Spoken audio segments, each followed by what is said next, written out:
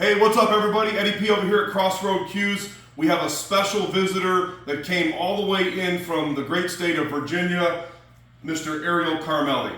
Now, at the Super Billiards Expo, we did a video together, and on the video, Ariel was showing a very special cue, and this cue is actually a 24-point cue that's made out of king wood, and all the white is natural material. The cue was a tremendous hit. I can't even begin to tell you how many people reached out about that cue, how many interactions that we had on the postings. Now the good thing about it is this, I had sold one before that was made in Cocobollo to one of our great customers, Mr. John in Oklahoma. So shout out to John in Oklahoma. He purchased that cue, and we actually ordered two more that are very similar to the cue that he made. They become such a big hit that Ariel has now been persuaded to replicate that particular design. So there's going to be more to come, but without any further ado, I want Ariel to tell you a little bit about what he brought us over here. It's like Christmas at Crossroad Cues.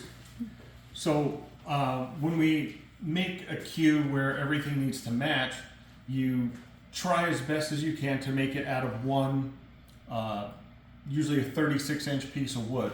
So all of the wood in each of these cues, including the extensions, is off of the same piece of wood. It might not be in order, but they're all off the same block. Now, Ariel, is this what you would consider to be the Mexican Cocobollo? Yeah. Okay. Notice all the figure in here. No, what I've noticed, correct me if I'm wrong, but the Mexican Cocobollo tends to have more of like the orange, the black, and the kind of burnt red, right? Yeah, and usually it's a lot straighter grain. The supplier that I've had for the last couple of years has been getting a little more figured wood for me in the Cocobollo, and it's staying the color that you see for a long time. A lot of times, in the 90s, you get Cocobollo and it wasn't treated right, and it would get very dark very quickly, and it kind of just went to a funny looking brown color. Okay. Even though when it started it was really bright orange. And they used to do it in very straight grain because there weren't many cue makers coring back then. Now that we core the cues and we understand, Cocobollo is a different density and it moves at a different humidity level from the wood that we core it with, we've gotten a lot better at making the cues remain straight and playing very good. This was actually a difficult job to do 20 plus years ago, to make it not just look pretty, but also play really well. Yeah, I remember the first one that you sold that our friend, one of our best clients and friend, John in Oklahoma, he bought it. And, I rember that was your cue that you designed. That was your playing cue. And I remember you told me, you said this thing hits so good that you didn't even want to sell it.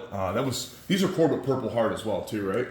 Yeah, the fronts are cored with Purple Heart. The three-piece handle is cored with laminated maple, and it's stepped. So the thickness of the wall for each piece is very close to the same, so you get an even distribution of weight. Amazing. Could you tell us a little bit about the design itself, Ariel, on these, just as far as some of the other materials that are involved, if we can get a close-up of that. The other thing that I want to point out to you, as a special, what Ariel has agreed to do if anybody wants to order one of these, and by the way, this cue is supposed to be in the $9,000 to $9,500 range. We've got a commitment with Ariel to make so many of these by special order. This cue is only going to be $8,500, and that comes with the custom joint caps and the extension. Ariel, what are these 8-inch? Yeah, right around there. Okay. I didn't actually measure. It was, when I looked at the pieces that were remaining, I grabbed the shortest one and made them the same length. Yeah, if you could tell us a little bit about the actual design itself. So, back when I made this design, it was actually made for Kent Davis. So we made the basic design, and then he wanted to make it, instead of an oval, kind of like a square window, and we attached all the pieces together. So the one that he has is far more complicated than this, and looks really slick, but he has only made it a couple of times. So once I had this design and I liked it, we agreed that I got to keep it. It's pretty cool. And all of the white is natural material, Yeah. and that's in the rings as well too, right? Yeah. Wow. And there's a total of 24 points. So on the top you'd have 8. So you got 8 ebony points and then 4 recuts of ivory. Wow. Incredible. And then the same in the back. I'm going to give somebody a perspective here real fast. If you'd notice when I spin it on the table, take a look at the way the natural material and then the abalone when you spin that cue. If you can get a close-up of that. Here, do it better that way. There you go. Take a peek at the bottom here. That Cocobollo is just on fire, Ariel. Now, for this type of wood, is this something that you would have typically in the shop for a pretty long time as far as that goes? Yeah, all these pieces of wood are at the minimum a decade old.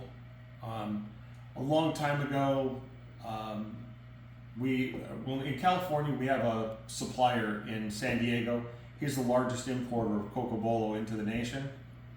And he's been taking care of cue makers, as long as I can remember. Gina Q gets wood from him. I do. McWhorter probably gets wood from him. So he has a small section of high-figured wood that he sets aside.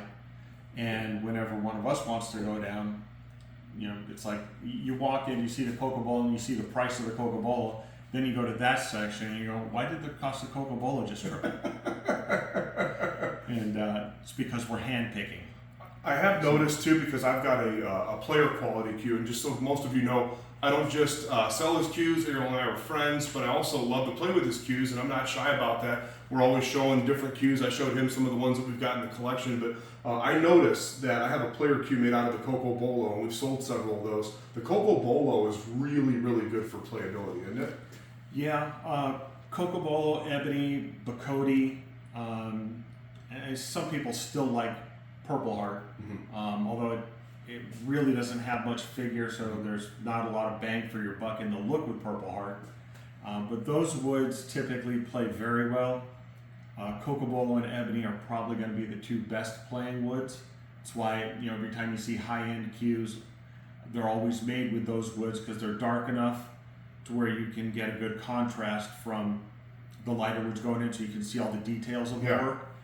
Plus, you get really great playability. It's really hard to screw up a Cocobollo or Ebony cue for playability. Now, I noticed also, like for instance in this, where you've got the Cocobollo on the front of the cue, or in a lot of cases you use the Ebony, right? It's going to make the cue more forward bound. So is one of the reasons why people like the bird's eye because they like a little bit softer of a hit, or is it more for the weight control? Well, it's both. So usually when you have a bird's eye or a curly fiddleback maple cue, the weight is going to go neutral if the cue is built right. So you could have like a 19-ounce cue, but when you hold it, since it's not very forward balanced, and you're probably going to have to add a little weight in the back, the little bit of weight in the back brings the weight of the shaft up. So when you're holding it, it doesn't feel like it's as heavy as it is in your hand.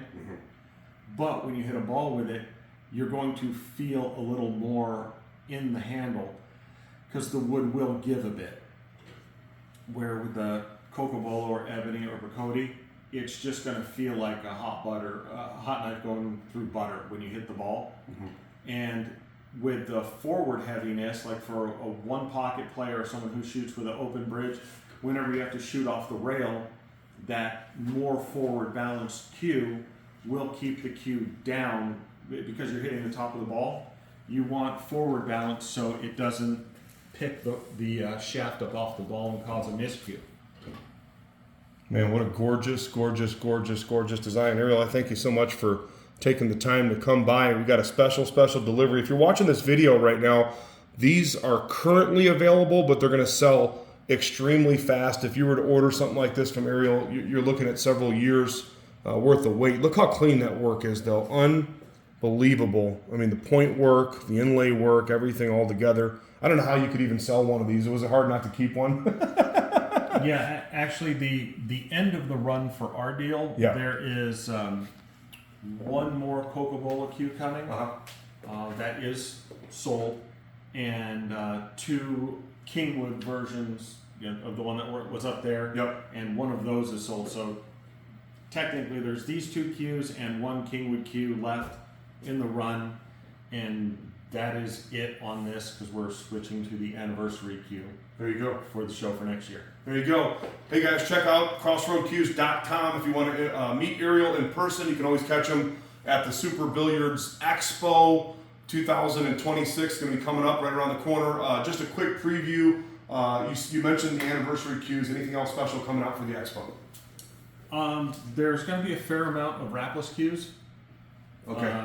So there on the anniversary cues, there's 15 cues, 5 wrapless, 5 forward and reverse point with a wrap, and then 5 with a pointed front and an inlay back end. Mm-hmm.